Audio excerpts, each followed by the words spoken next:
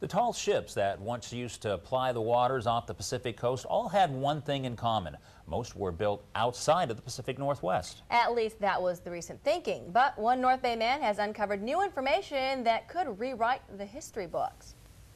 And Curtis Kim joins us now live in the studio with more on just what that's all about. Curtis. Evash, sir, mateys, yes. Well, they are as magnificent today as when they sailed up and down the coast at the turn of the century. The tall ships really did sail tall, carrying lumber and other supplies off the California, Oregon, and Washington coastlines.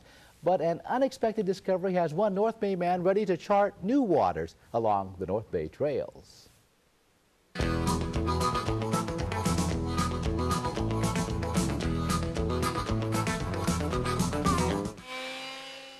Steve Priske spends much of his time working with wood.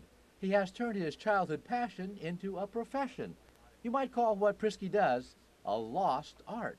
I've been building ship models and tall ship models since I was a small kid.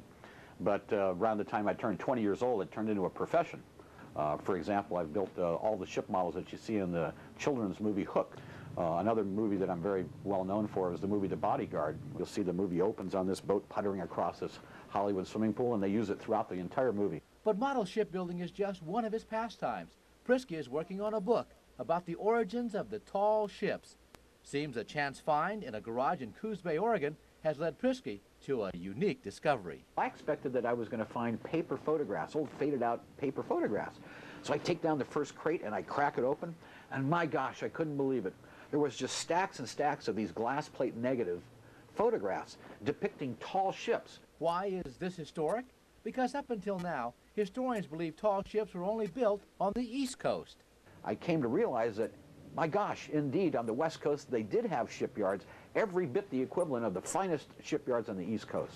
Steve Priske, who's turned a childhood fascination into a model shipbuilding profession, into maritime historian, and enjoying every minute of it. Hey, careful, Curtis. You know, those things are fairly delicate. If anything breaks, it's irreplaceable. Yeah, don't worry, Steve. What else you got? I have all these people coming up to me saying, I didn't realize there was so much West Coast history I didn't know about.